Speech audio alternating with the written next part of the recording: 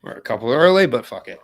We are live for Bellator 291. Aaron the Dog here for the first breakdown of the week. We're going to have the UFC breakdown tomorrow at 2 p.m. about this time tomorrow with Lou Betcha and just my 2 cents, the usual trio for 2023.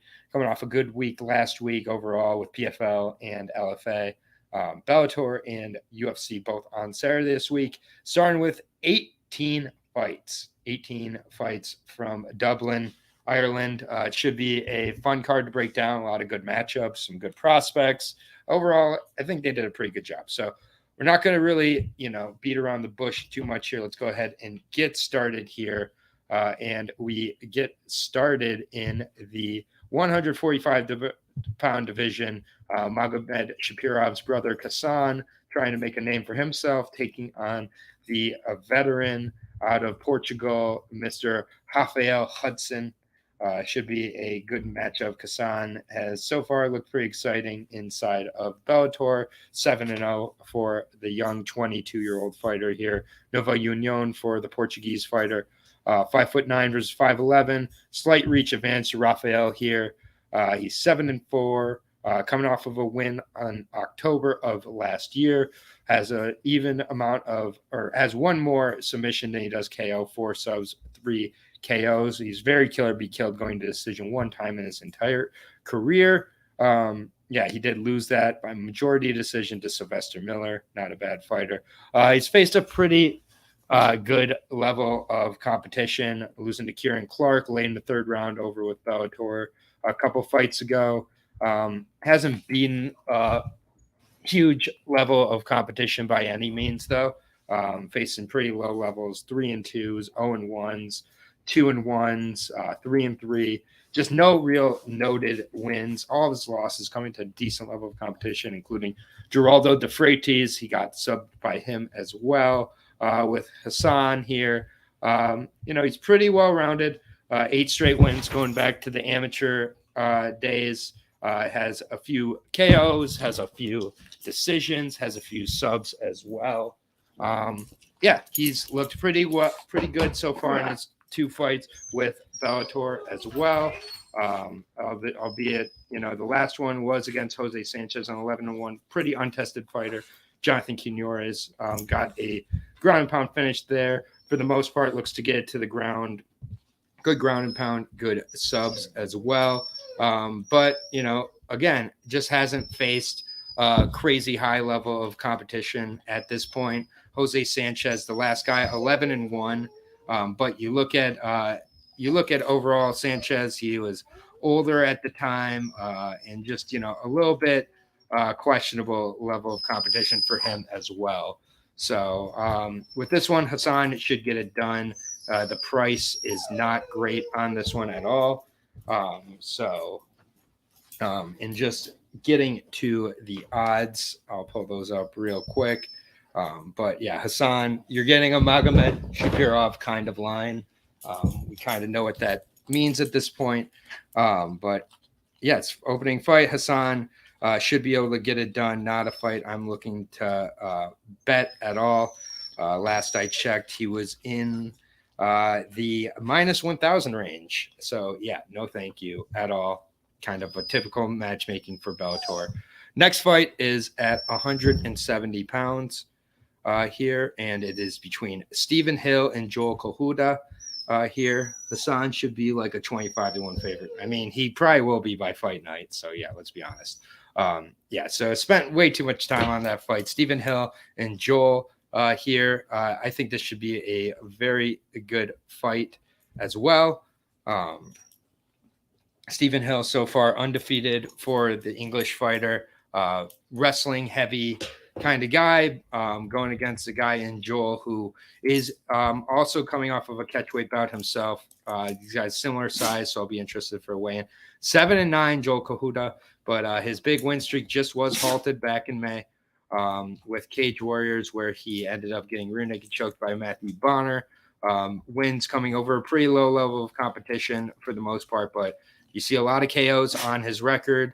That is where he's going to look to get his bread buttered for sure. He wants this on the feet. Steven wants this on the ground in the wrestling. Steven has had a little more trouble with the grappling in the last fight against Andrea Fusi, who, Fusi was more of a brawler as well.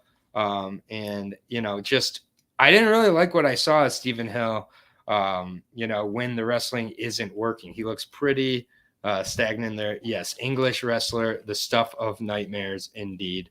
That's kind of where I'm at with this one. He hasn't faced a great level of competition. Andre Fusi, the first guy based on his record with a winning record besides Matthew Finlay, who also he kind of had some issues with. I think Joel is going to give him a reality check in this one.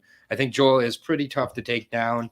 I get it, 7-9. It's gross, but Joel's got them hands, man. I think he KOs Mr. Steven Hill here. And so I do believe he was an underdog last I checked. At 7-9, you're going to be an underdog quite often.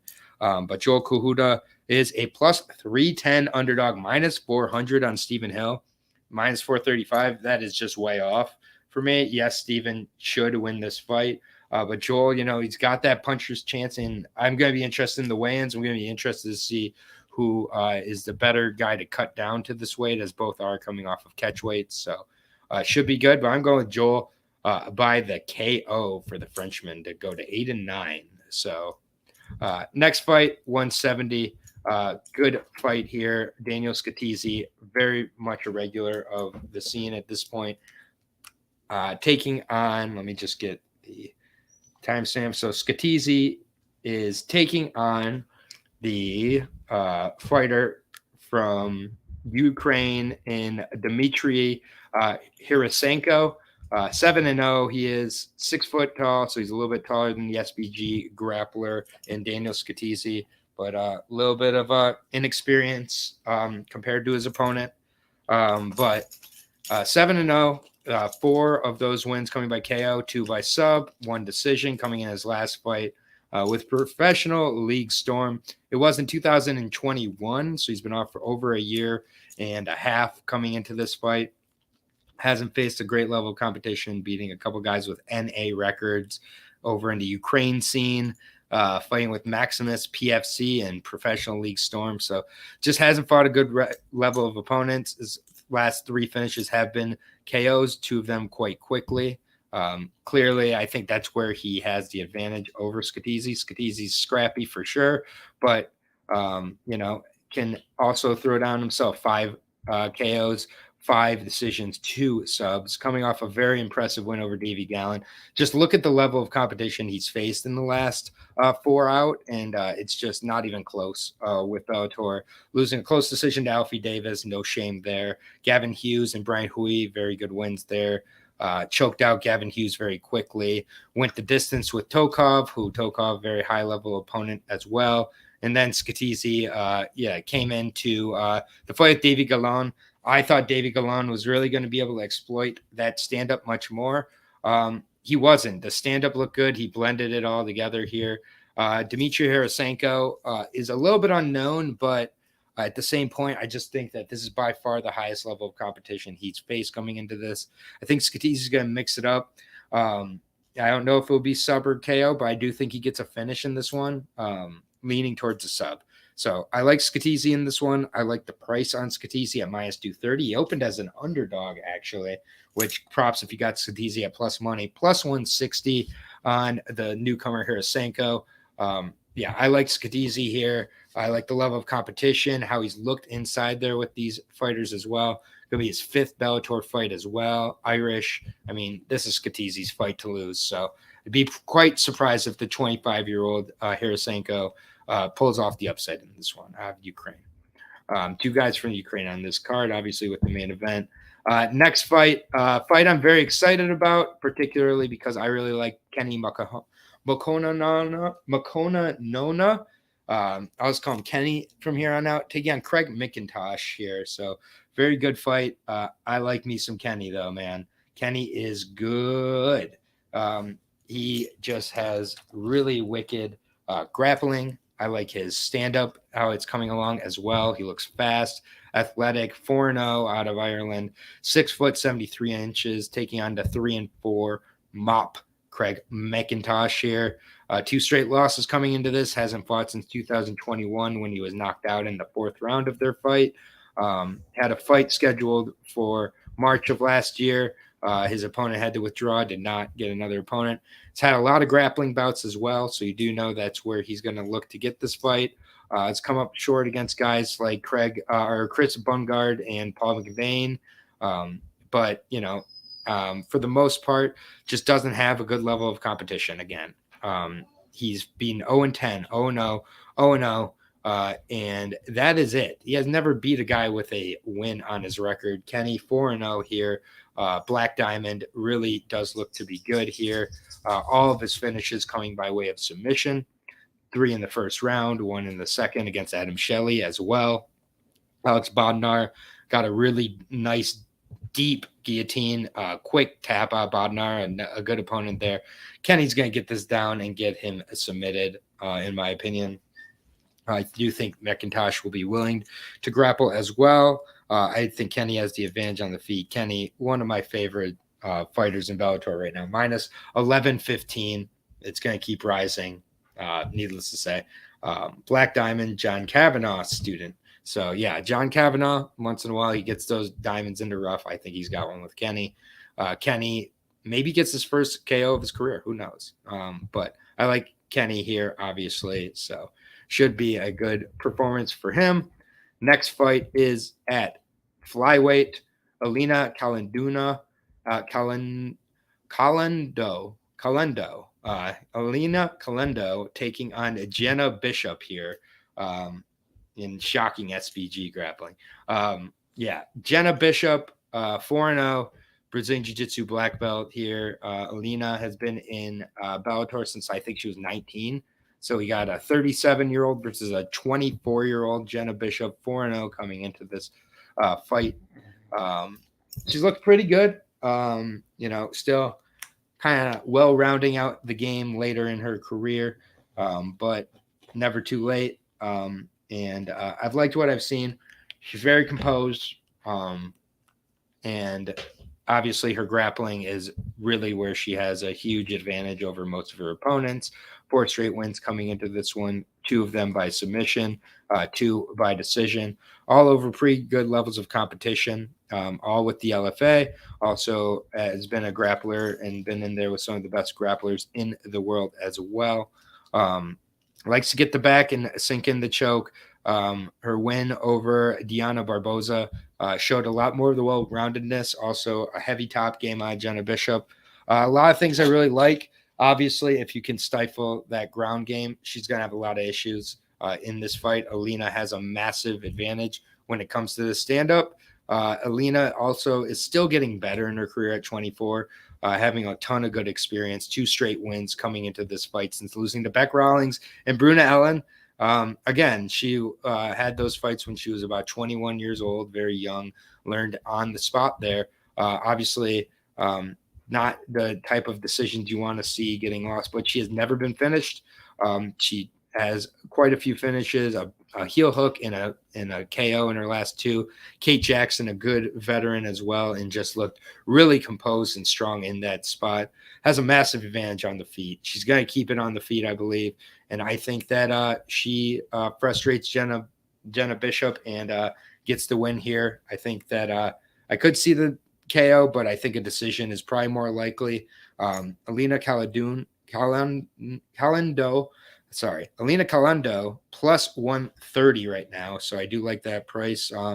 Minus 160 on Jenna Bishop. I think that the youth, the speed, the size, all in Alina's favor, and Alina getting better by the fight. I think she knows what she needs to do to stifle Jenna Bishop. I think she does that. I like the plus 135 on Alina in this spot. Here should be a good fight, though, at flyweight. So good flyweight women's bout there. Moving up to the featherweight division. One of my favorite fights on the card, Assail Adouche taking on Liam McCracken. I think this is a really great clash of styles, very close fight. And I could see both these guys sticking around in Bellator for a while. Liam McCracken did only sign a 1-fight deal. Listened to him in a Listened to him in an interview talk about that. Says he's not ready to be locked down.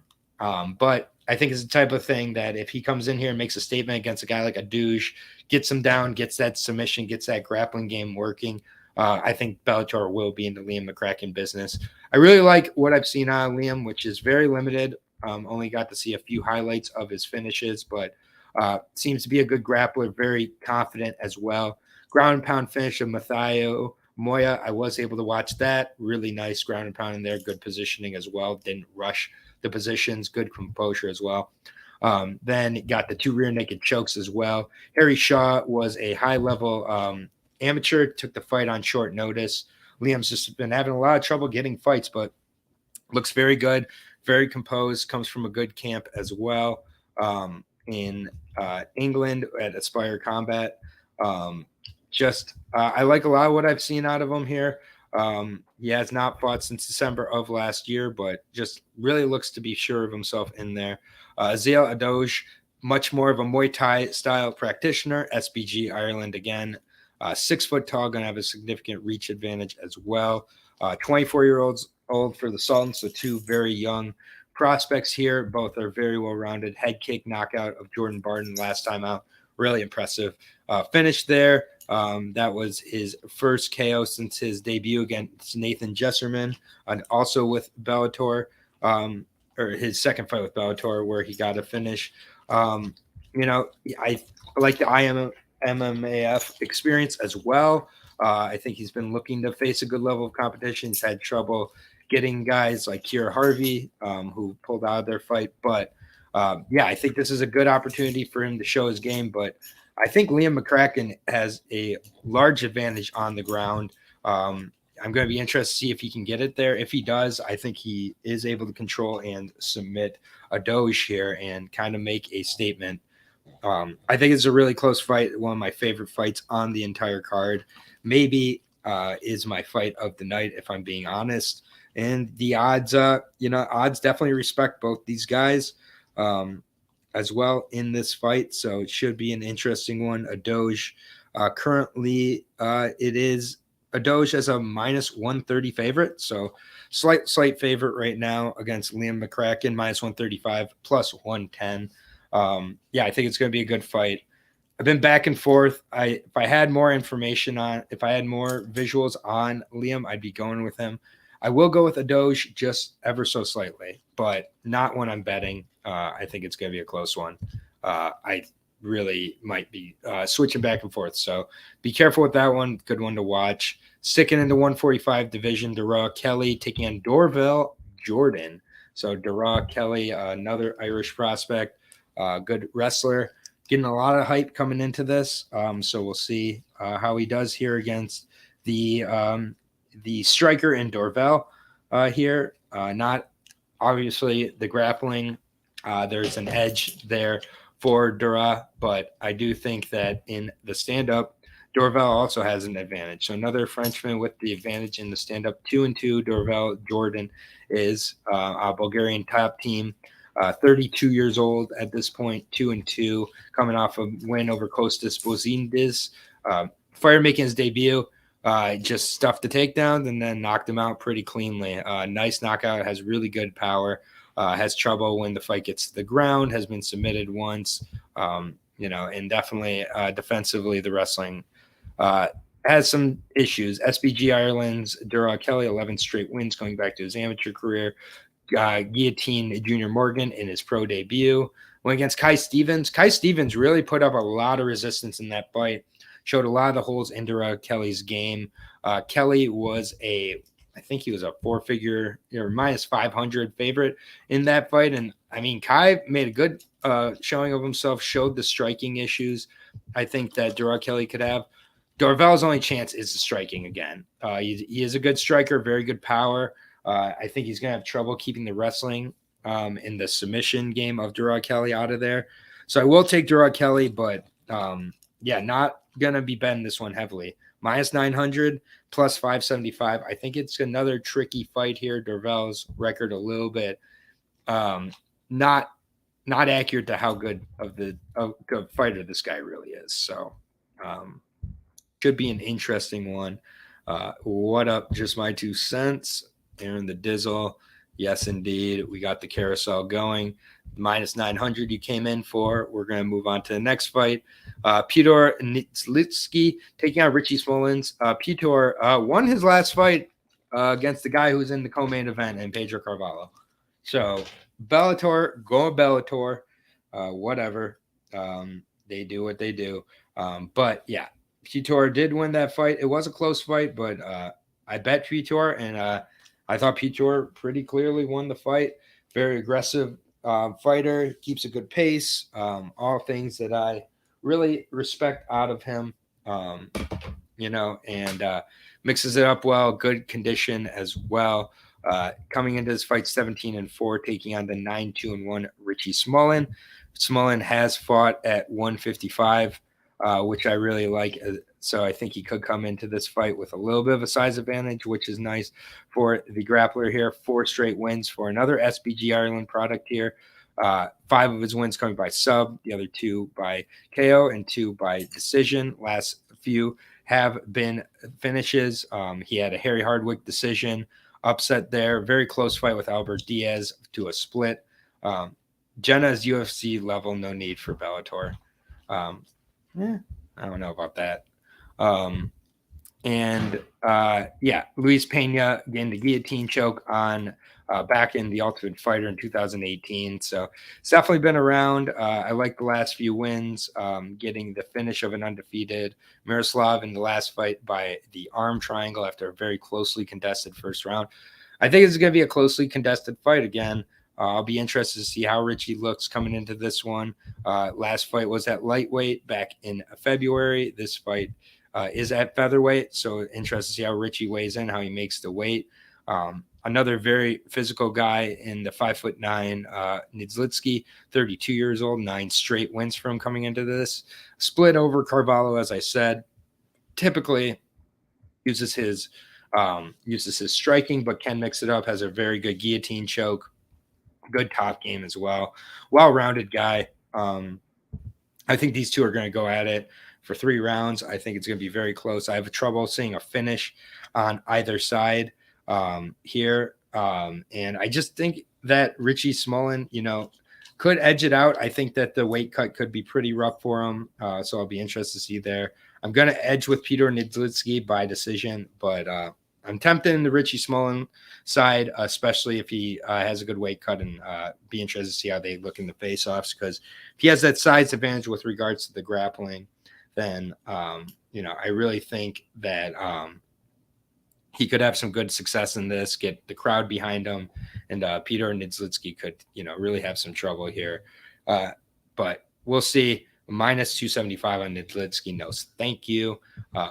But yeah, I will edge towards Nitzlitsky as of now by decision. But I think it's going to be a very close fight here. Halfway through the card now, onto my boy Brian Moore taking on the Italian Luca Iovine here. Good fight. Not like incredible, but a good solid scrap here. I like both these guys, but particularly Brian Moore. I love the level of competition he's faced. At times, really has put opponents like AJ McKee in deep, deep waters. And I respect a lot of this guy. Luca Iovine has been around, particularly with Cage Warriors. 18-8, American Top Team Rome for Luca the Duke Iovine. Coming in off of a win of Percy Herrera. Got the rear naked choke there in the first round, so that's good. Lost to Tuomas Gunval over in the Finland Cage organization. We just saw Tuomas make his debut not too long ago. That was at bantamweight. This fight being at bantamweight is good. He's been sticky with bantamweight for the most part. Had a few fights down at flyweight as well. Lost to Stipe Brzic. Got submitted in that fight, the Felipe Mesic fight.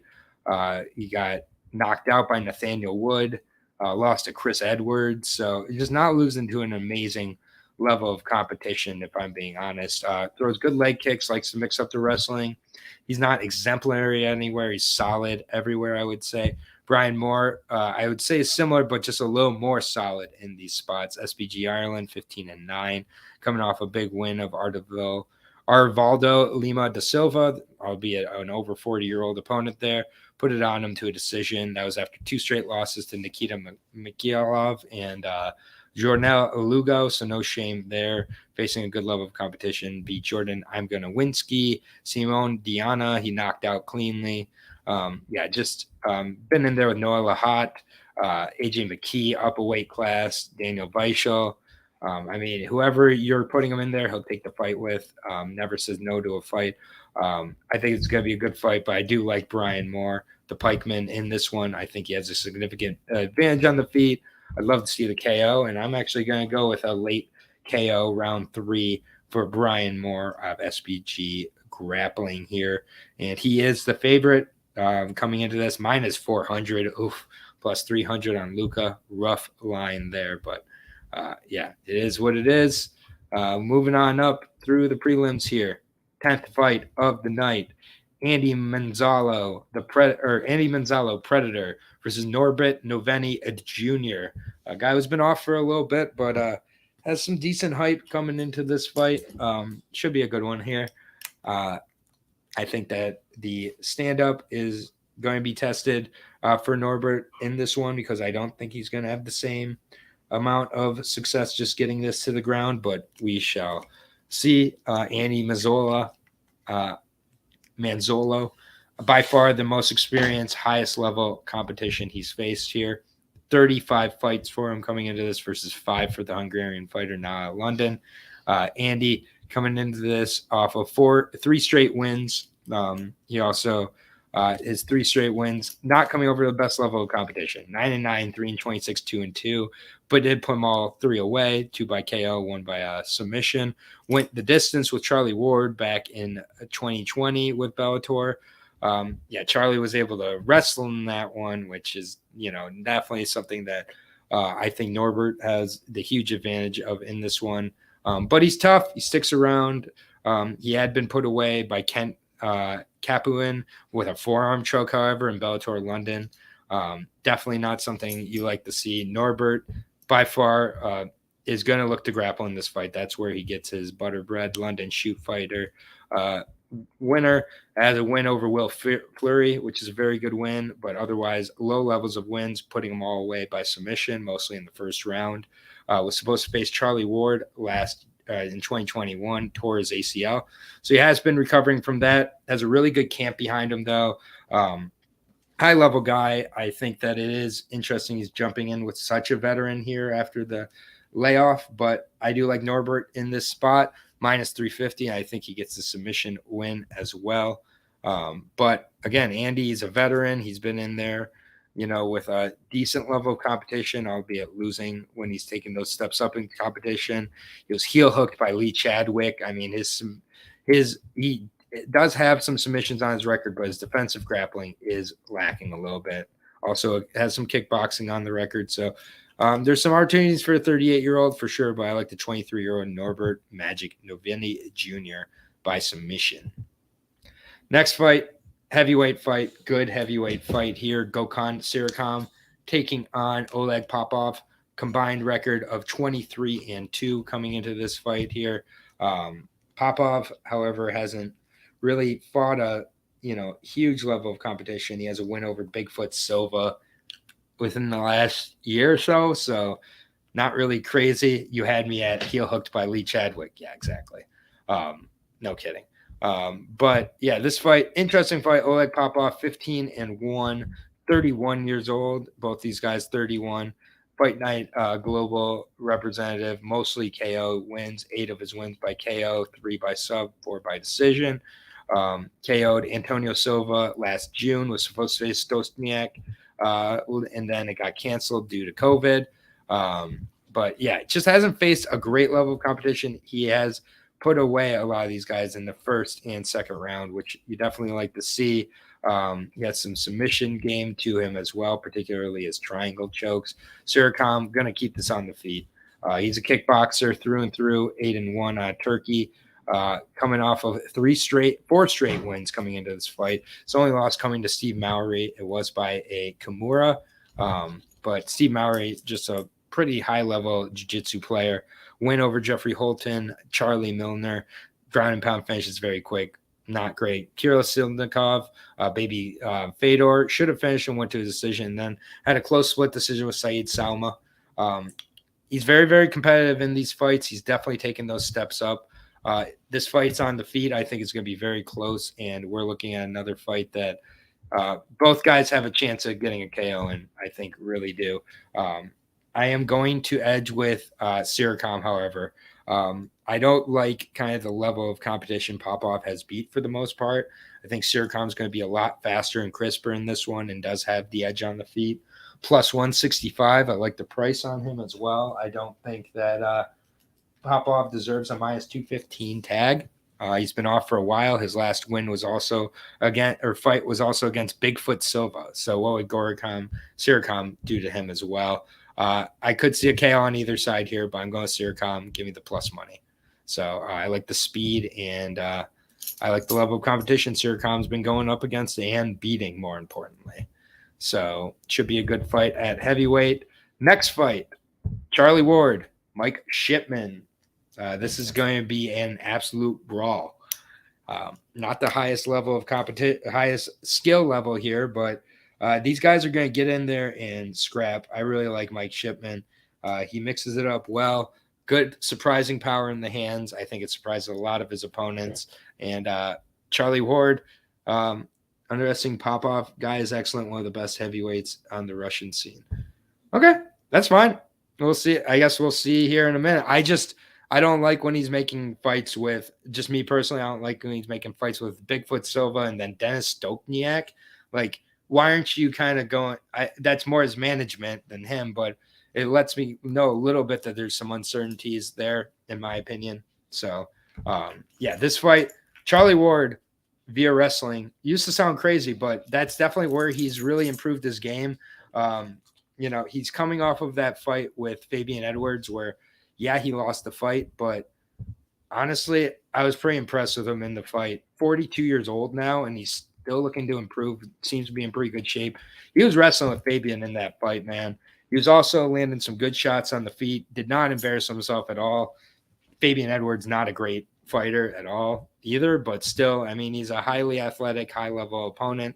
And he showed in the Manzalo fight, showed in the Carlos fight, that he's willing to wrestle and use that. They were sandbagging him, looking for a UFC, or didn't want him to sign with the ACA, just what I heard. That's fair enough. I appreciate it. I like what Siricom's also looked like. I think Siricom really has taken some good steps up. So, with Popov, it's what I haven't seen that is concerning to me in just the level. But I'd be glad to be wrong on that. I appreciate the info there, Mr. Mustache, as well. Maybe that's what's going on as well. I think Siricom is a high-level guy, though. So I'll be excited to see that for sure. It's so hard to remember Bellator fighters. They're so boring and have no distinct look that's what I'm here for, Jay. I got you. But yeah, Charlie Ward, I mean, he has, if this fight is more boring, Charlie Ward won. If this fight is like a crazy stand-up battle, I think Mike Shipman won. Another London and shoot fighter guy got knocked out by Gregory Babane pretty hard in that last fight. I did have that. Gregory Babane is a banger. No shame there. I think he hits harder than Charlie Ward. Costello Van Steenis knocked him out as well, though. That's a concern with mine. Also fought very closely against Fabian Edwards. Yeah, agreed. All right, right on, man. Glad you're here. But yeah, this is a fight to me that, I mean, we've seen Shipman fight, smart at some points, but it just is not consistent enough for me. Here, God, I'm back and forth. Charlie Ward, he's 42 years old, man. He's 42. He's still showing up in good shape, but he's 10 years younger than Mike Shipman. I just think Shipman's going to be too fast, too crafty, too well-rounded here. So I want to go with you, Moist. Go with the Charlie Ward wrestling. I'm going to go with Mike Shipman. I'm going to go with Mike Shipman by decision. I think these guys are tough. minus 210 on Mike Shipman is horrible. Plus 175 on Charlie Ward. So, I mean, wow. That's a crazy line. But yeah, I do have Mike Shipman here just to edge this one out. I think the speed is going to kill Charlie in this one. All right, 205, Mr. Magic Sauce himself, Carl Moore. Who knows what he was on when he beat Mr. Albertson, but Carl Moore won the fight. He's got a squeeze, man. He's got some rear naked chokes on that record. I'm not bitter at all, but whatever. Carl Moore, good for you. 31 years old. Looks like the time off really helped him. Shipman is a beast. Was surprised when it opened even, but by the time it hit my books, he got steamed. Yeah, fair enough. Same here. Taking on Marseilles or Rozanski, Spartan. I'll say this right now, Rozanski did not really impress me in his Bellator debut. He did get the win, Berserker team representative over Lee Chadwick, but it's getting popped way too much by Lee Chadwick, and Lee Chadwick, kind of a guy I expect him to be able to put away, getting the fight to the ground, and using that submission game. But yeah, it just didn't really come together. As the second go around in Bellator, he lost his first fight in Bellator, went over and got finishes of guys like Will Fleury. Good jiu-jitsu game for the most part. 9 of his wins coming by submission, 2 by KO. So he's definitely going to look to get this to the ground. But, I mean, I think Carl is equal on the ground and maybe a little bit better. SBG Ireland doing well for him, 10-2, 2 straight wins. 5 subs, 2 KOs, and 3 decisions, similar type of thing. Did go to a split decision with Lee Chadwick 3 years ago, but then came back against Carl Albertson and just absolutely took it to him. See, I respectfully disagree. I think this is more of a flip. Shipman is so meh. Ward isn't good, but Shipman underwhelmed me time and again. Yeah, no, that's fair. I would not bet Shipman at minus 200 for sure, but I'd take him at pick 'em. Yeah, this is a fight to me that I just think I was so impressed by Carl Moore coming off of that layoff. He looks to be physically in tremendous shape, whether it's by sauce or not. And if this does get to be 2 grapplers kind of stymieing each other and being mostly on the feet, I do think Carl has the advantage there as well. Rozanski a little bit too looping with the shots. He's won't be as quick either, and the power is on Carl's side as well. And I think Carl has a slight advantage with the grappling.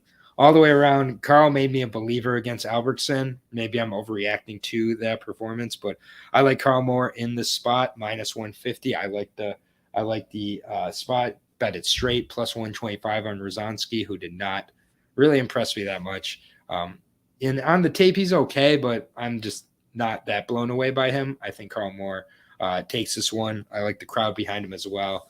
And again, win over Carl Albertson, I rate that very highly. I thought Carl Albertson was one of my favorites on that card, and Carl made me look very stupid. So maybe he makes me look stupid the other way here, but give me Carl Moore minus 150. All right, on to the main card. 5 more fights to go here on the card. Starting off with the Irishman in Kieran Clark taking on Leonardos Sinias. This is a featherweight bout here. Kieran Clark, good grappler, seems to have some good potential. Be interested to see how he looks as he advances in the career. But the hands not quite coming together yet, but he's getting there. He's using more of a stand-up in each spot before going to that grappling, taking on the Greek 11-5-1 fighter in Pitbull here.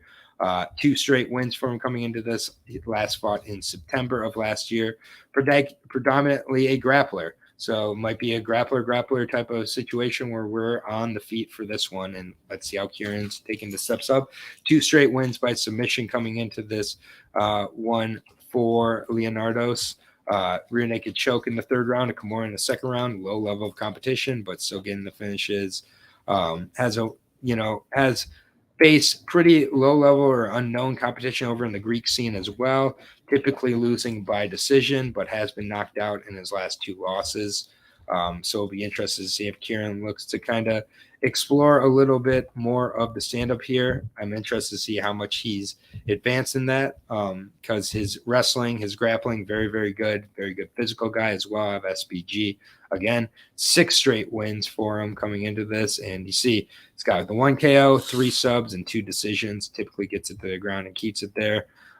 Finished Rafael Hudson last time out by submission, as a win over Jordan Barden. These coming late in the 3rd round, his finishes typically, which I do like. He keeps a good pace, good cardio. I think he kind of just cooks Leonardo Sinus in this one. I'll be interested to see if he can get the finish on the ground, if he looks to explore the stand-up more. But I think Kieran has the advantages in just about every spot here. So I think it's a good showcase for Kieran on the beginning of the main card in Ireland. So give me Kieran in this spot. Kieran Clark minus 400. One of my bigger favorites on the card. So I do like him in this spot. All right. Keeping it all Irish other than, ironically, the last 2 fights of the night. Next up, 145 fight, Sinead Kavanagh, Janae Harding. I don't know why this is on the main card other than Sinead Kavanagh is beloved in Ireland, so I guess that's why. Janae Harding has not impressed me so far in her Bellator run at all. I just think that she's a little bit, kind of underwhelming. Out of Tiger Muay Thai here. Hollow Point is the nickname. 6-6 is the record. 5'9", has a couple inches on her opponent here. Lost 2 straight. Last fought in April of last year. Has all of her wins by KO or decision, obviously. She's lost by submission once. She's been knocked out twice. And lost by decision last time out to Diana Silva. Was choked out by Leah McCourt after having some good success in that one. But yeah, just a pretty face from City Kickboxing. Pretty much it. Very one-dimensional. Decent power on the feet. Good with the hands. Her only wins coming actually with Sinead Kavanagh by a stoppage via a cut, where Sinead was winning that fight. Beat Marina Mokhtarian as well, and then lost to Amanda Bell. Got knocked out by Amanda Bell. Beat Jessie Millay and choked out by Leah McCourt. And then, a decision against Diana Silva. Sinead Kavanagh, 37 years old now, so she is 9 years older than her opponent. A little bit concerned there. Then Moist being mean to Shipman for no reason. Just let Jack have fun. There you go, Jack. Stand up. You guys could sort that out. Sinead Kavanagh, 8-5 KO. Sinead Kavanagh, 4 wins by KO, 4 by decision. Last win by decision over Leah McCourt, kept a good pressure, kept good volume, and just, really didn't put much of a doubt. Her one loss in her last 4 in Bellator coming to Cyborg, obviously. Beat Olga Rubin by knockout. Dominated Katrina Lenner here. Janae Harding just does not impress me too much, but I do think that in a fight like this, she could spring an upset. I think a lot of people are going to be rushing to put Sinead Kavanagh in there, and I just think that it's a fight that's pretty gross. I think we could have another, close type of situation, maybe a possible split. I will take Sinead Kavanagh, and I'll take her by decision. Minus 275, plus 260. On plus 210 on Janae Harding. So one I'm staying away from, but I will take Sinead Kavanagh in this spot to edge out to decision, get revenge on that early stoppage from the cut last time out. Third from the top, 155, Peter Quelly, Bryce Logan. This is an absolute scrap. Both these guys coming off of 2 straight losses coming into this fight. Both these guys, I think, need a win to keep their Bellator careers alive. I just don't really know which side to go with. Bryce Logan, he's a scrapper, man. He fights everybody close, comes up on the short side on quite a few of his fights, as you can see, 12-7, but not afraid to fight anybody. Does not ever turn down a fight. Good wrestler, good striker. 3 straight losses coming into this fight ready MMA. Has a KO, has a submission, most of his fights going to decision. Got it got a right hand from Mando Nalo early in that fight and absolutely just put dead. I mean, it was a ugly knockout. Not used to seeing that out of a guy like Bryce Logan. Mike Hamill, very close fight, even closer fight with Georgi Katarian as well. Just fights everybody really close. Put it on. Jacob Rosales over with the LFA. Jonas Flock as well. Kenneth Glenn split. Nate Andrews, DeMarcus Johnson, Dakota Bush. He's facing a really good level of competition since taking that step up back in 2018. A lot of splits on the record. This is another one I know I've said on the main card a couple of times, but I think could definitely be heading towards, a split decision type of result here. Peter Quelly, good leg kicks, a little more power, but not really 10 decisions for him as well. 3 KOs, no submissions. Lost by decision to Benson Henderson before getting knocked out by Pitbull. Beat Pitbull on a cut. Very, very lucky to get that cut in that spot. But, he gets in there, he throws down, has a split decision with Miles Pierce. You don't like to see at all. Kind of lets you know he does fight down to his competition way too often. I think it's going to be close. I think it's going to be a scrap. I think it goes the distance. Flip a coin, man. I get it that this is in Ireland, but for me, Peter Quelly, I think does, just have, a lot of holes in his game that someone like Bryce Logan, I think, can exploit and edge out a decision. And I think this goes the distance over 2.5. I would have to imagine is quite juice. And give me the underdog plus 135 Bryce Logan. Get the split decision. I am worried about the crowd, but Quelly has lost in Dublin with the crowd before. And and Tay Edwards, and I just think that, I think Peter Quelly is a little bit overrated, man. He gets put into these spots a lot. Bryce Logan has been in there with just a high level of competition since 2018. Very impressed with the level of competition. He's beating good guys, and besides the Mando Nalo fight last June, does not get put away. Peter Quelly not putting him away. This is probably going to distance. Minus 165 on Quelly. I'll take the plus 135 underdog in Mr. Bryce Logan. Good fight, though. Over 2.5, I'm sure will be juiced. Co-main event time, Pedro Carvalho. Yes, Pedro Carvalho is the main event or co-main event, even though his last opponent who beat him, Petr, is on the prelims. It's Bellator. Bellator is going to Bellator. So go figure there. But good fight. Carvalho versus Jeremy Kennedy. I think this is just a kind of a fight that they've been wanting to make for a while. Jeremy Kennedy, former UFC guy, very well-rounded and everything like that. Last time out, got the win over Aaron Pico. Aaron Pico broke his clavicle like a minute into the first round and still was able to wrestle with Kennedy, which kind of, I'm not going to hold against Kennedy too much, but at the same point, a little bit concerned that he wasn't able to have more success than that against Pico in that spot, but wins a win for the Extreme Couture representative, 30 years old, Jeremy Kennedy. He's got Eric Nixick in the corner. You see the 7 KOs, the 2 subs, and then the 9 decisions. Again, decisions in his last 2. Emmanuel Sanchez used the wrestling as well. Just kind of since the Borix fight, he's been much more conservative. I do think he's been pretty effective, but it's hard to really judge that Pico fight.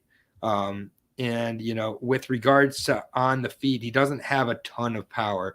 Was put away by Luis Rafael Loriento with PFL, head kick and punches very quickly in that one. No shame there. Volkanovski beat him. So his last few losses to Volkanovski, Lorientino, and then Adam Borix. So losing a high level of competition, mostly goes to the decision, mixes it up really well. Pedro Carvalho, yeah, he's okay. The game, his chin concerns me a lot. But what I do like his jiu-jitsu game. He's very, very good on the ground. 6 wins by sub, 2 by KO, and then 5 by decision. Last time out with Mads Burnell. Mads Burnell got him in some tough spots, and I really thought Mads was on a roll at that point. He was going to take over. And Carvalho really, did get out of some very impressive spots, showed a variety on the feet, good clinch game. His Muay Thai is very good, good knees as well. The jiu-jitsu game is all there as well. Likes to go for the front chokes particularly. So I'll be interested if Jeremy is not minding his P's and Q's with that wrestling, if he leaves himself susceptible to submission. On the feet, very, very close as well. I just think it's a really good fight, man. The two KOs versus Patricio Pitbull and JJ Wilson give me some pause. But the last three, I do think he's gotten that confidence back. The Mads Burnell fight especially gives me a lot of confidence going into this one. So I have hated on him being ahead of Petr Nidzlitsky on this card, but I'm going with Pedro Carvalho in this spot here against Jeremy Kennedy. Jeremy Kennedy, I do think is very good. I think this is going to be a very close fight. I'll be interested to see if Kennedy gets that wrestling going, how Carvalho counters with his jiu-jitsu. Carvalho plus 145, so back-to-back dogs for me here on the Bellator main card, minus 175 on Mr. Kennedy. So should be a good fight. I like both these guys a lot, and I just think that Pedro, edges this one out, but should be a good one. So very interesting. SBG Ireland, obviously. Again, a lot of guys from that camp. Main event time, Amosov versus Storley. This is just a great matchup. Last time these guys went at it, went to a split decision. Amosov was just a slightly better fighter here. Mecha 10 is coming soon. Yes, Alex, Mecha 10 is coming. And so, second time these guys have fought, split decision the first time. Logan Storley, 14-1, coming off of 3 straight wins coming into this. Killcliff FC has really advanced in his stand-up, just a pure American wrestler, though. Out wrestled and stood well with Neiman Gracie. How this going with Venom Page was not wrestling as much as he should have, but when he got the wrestling going, was able to control. Close fight with Dante Skiro after that Amosov first fight, which was also a split. He's got good boxing, decent ground and pound, and holds his position well. Wrestled really well with Amosov the first time around. These guys were so close, and I think they'll probably be really close this time around. The thing with Amosov, he's 26-0, right? He's great. Undefeated, obviously. You look at the subs, 10 subs, 9 KOs, 7 decisions, really well-rounded. Gone to a decision in 3 of his last 5. The cut on Lemminger stopped it. A Darce choke of David Rickles. But a lot of decisions, using that wrestling, using the control. He's just very well-rounded. Has not fought since June of 2021. Had to withdraw from last year's fight against Michael Venom Page because he was literally in war with the Ukraine. That's my biggest worry in this one, is that Logan Storley trains. He's been fighting. He's fought with him before. I think these guys are going to be very close. Amosov has not been in fight camp this entire time. Is this Fernando fucking Padilla? Free Fernando Padilla. Give this man his visa. Fernando Padilla, UFC contract yet to fight. Give Fernando Padilla a fight. What is up, homie? I hope you have some news soon, because I need to see you back in there. El Volante. So if you're not familiar with fucking Fernando, you have a fight? Are you telling me you have a fight, Fernando? Wait. How? Free Padilla, exactly. Free Padilla. What do you mean? Do we have a name? Do we have a name, Fernando? Sorry, we're going to pause the main event breakdown. By the way, this is a super close fight. Do you need me to send you the StreamYard link real quick? No names yet. Okay. As soon as we have a name, you motherfucker, you're coming on here to talk with me. All right? Free fucking Fernando Padilla, guys. That's all I got to say. Real quick. Yeah. Soon. Sorry for the cut. No, you're fine. That is the best news ever. Long story short here, guys, I would have Amosov in this spot if he wasn't literally fighting as a soldier in war over the last year. My man, justice for Padilla. Love you, brother. Seriously, if you're not following Fernando Padilla, follow Fernando Padilla, the most positive dude in MMA. This dude has been so fucking butt fucked by the visa system in America over the last 2 years since his win to earn his way. He should have already put away Sean Soriano. He should be on his third, fourth win. All I can say, Padilla, is the Dome has your fucking back, man. Fernando Padilla, you're the man. I can't wait to see you back in there. Sorry to cut into this breakdown, but this is a close fight. If Amosov had been training more and maybe he's gotten more into the training, I think his mind is kind of divided here. I don't think he's fully committed to fighting, and rightfully so. He's fighting a bigger battle, frankly. I'm going to go with Logan Storley in this spot. He's been in there 5 rounds with him already. He's been the more active fighter. I think this is going to be very close, like a 3-2 type of situation. Give me the plus money again. So I got plus money on the last 3 fights of the night because I got the plus 140 Logan Storley to edge out a decision in this spot over Amosov. I really respect Amosov. I respect more what he's doing. And he's only human. So I just think that, I think the difference really will be that since the Amosov fight, Dante Sciro, Neiman Gracie, Michael Page, that's very high-level opponents. That's 9 extra rounds of sharpening his game in real combat. I like Logan Storley in this spot. So 3 straight underdogs to call off the night. All real quick, because it is 18 fights, go through with the quick picks. But awesome to hear from you, Fernando, man. I know that you've been working hard. I cannot wait to see you back in there, and looking forward to talking to you soon, brother. I hope that all is well. Seriously, could not respect you and your approach to this game more, man. You should have been fighting this whole time, and I can't wait to see you back in there. I can't wait for people to learn who Fernando Padilla is, though. So everybody in this chat is a supporter of Fernando Padilla. Otherwise, get the fuck out of here because you're not welcome, period. But love you, dude. Real quick picks, and then we'll call it a day for the 18-fight solo Bellator breakdown. Hassan Magomed Shapirov is going to just murder Rafael Hudson, probably sub him. I got Joel Kahuda beating Stephen Hill, knocking him out. I got Daniel Catizi exposing Haroshenko, probably getting a submission. Kenny Mckenna getting submission or a knockout. Actually, let's say knockout Craig McIntosh. I got Alina Kolendo beating Jenna Bishop. Sorry, Moist, but I do think Alina has advanced. UFC breakdown tomorrow, my friend. 2 o'clock with Lou Betcha and Just My 2 Cents. 2 p.m. tomorrow, my friend. We'll see you there. Assail versus Liam McCracken, one of my favorite fights of the night. Super close. Wanted to go with Liam McCracken. I am going with Assail by the slimmest of margins to get a decision. I think Darrell Kelly submits Doorville Jordan, but Doorville Jordan got that puncher's chance for sure.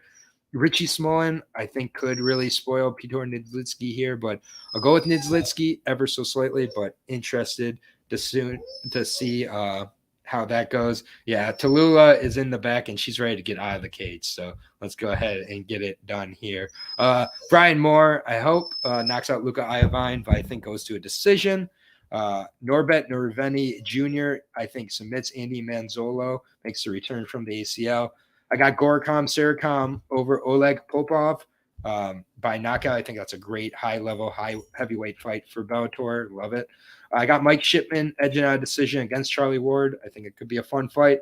Carl Moore, I got winning by submission against Rozanski or a decision. Kieran Clark, I like to get his first KO of his career. I got a pit mix, man. So that's Tallulah. My other pit mix is Chico. So got a couple pits here. So best dogs, but she's getting bored. Then Sinead Kavanaugh, I like to get a revenge win over Janae Harding by decision. I like Bryce Logan to edge out a very close win over Peter Quelly. Dog. Pedro Carvalho, I like to edge out and win a decision over Jeremy Kennedy. Dog there as well. And then the dog in the main event, Logan Storley, I like to edge out a decision over Yaroslav Amosov as well. So got 3 dogs to end the night, 5 dogs overall on the card, 18 fights broken down right here. that is going to do it for the Bellator 291 breakdown live from Dublin, Ireland. Really good card. Got some returns from guys like Norbert. Got very high level heavyweight fight. Guys like Kenny coming back. Yeah, super pumped, man. And then Scooby too. Glad to see you here. I haven't seen you here before, but just a reminder, free Fernando Padilla. Seriously, I'm going to say it one more time. I should probably be saying it more often, but what's happened with him in the visa system that's kept him out of fighting for 2 years now, and the fact that he has not stopped training, continues to work hard, good attitude. This dude's dangerous. Go back and watch some Fernando Padilla tape and update yourself a lot. I like this card too, man. There's not a lot of throwaways on it. Should be a good one and some good opportunities. So free Fernando Padilla in the cage. Everybody support this man when he comes back. Nothing but love. Stay tuned on Aaron the Dog for Fernando Padilla news, for Bellator breakdowns, UFC breakdowns. I'll throw in the PFL Challenger Series at the end of the UFC breakdown tomorrow. For Jack Attack, for Scooby 2, for Alex Ramirez, for Fernando Padilla, for Moist Audio, for Stubborn Mick, for everybody else. I appreciate y'all. Thank you for the support. We had double-digit viewers again today. It's not easy to do 18 fights solo, but we're not going to stop. We keep going. Tomorrow, 2 p.m., UFC breakdown with Lou Betcha and, speak of the devil himself, just my 2 cents. And then, yeah, appreciate it. You're the best, Fernando. Free Fernando Padilla. Take care of each other out there, everybody. That is going to do it for the Bellator 291 breakdown show. Appreciate it, and beware of the clown nose. Peace.